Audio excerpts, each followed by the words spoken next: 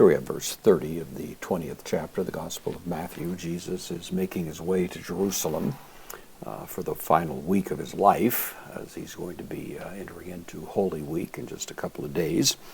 And he is retracing, as we've noted earlier, the same route that Joshua took, encountering first of all the city of Jericho in his war of conquest. And Jesus, of course, is also engaged in a war of conquest, and as if to remind people of that aspect of his journey, he also passes through Jericho. And in so doing, of course, he encounters these two men who are blind. So we have Kai, this is the connective, idu, interjection, look or behold, idu. Duo, it's a word for two, it's an adjective, modifying taphloi, two blind men. So look, two blind men. Kathemenoi from kathemai. This is the word for sitting, to sit. This is a present active participle. It's in the masculine plural nominative referring to the blind men, so two blind men sitting.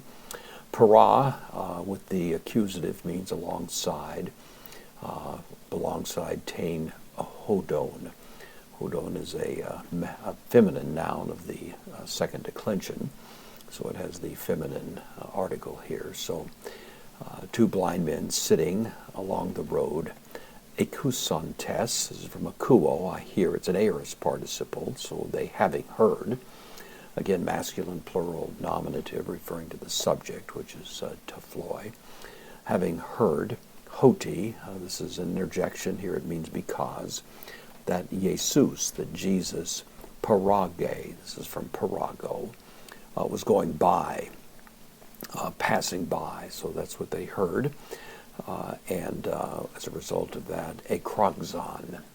Ekroxon is third person plural, aorist, active indicative. They cried out, is the idea, saying, present participle.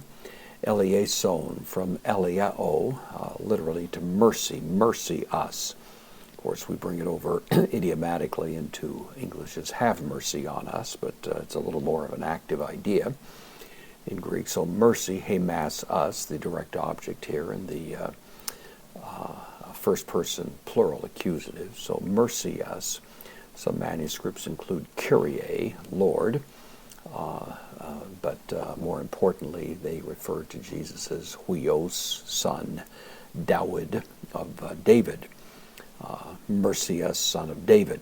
Of course, the word son of David immediately ties Jesus to the Davidic covenant, in which there's the promise of a king who would rule forever over Israel, and so whatever else it was a rather political affirmation and probably a little bit controversial in the setting, but nevertheless they'd heard of Jesus. They are crying out to him, identifying, I'm sure, the Son of David with the Messiah, who in Isaiah 29 and other texts is referred to as one who would be able to open the eyes of the blind. And it may very well be that now that they hear that this very one is passing by, they're not going to miss their opportunity and cry out to him for that kind of relief.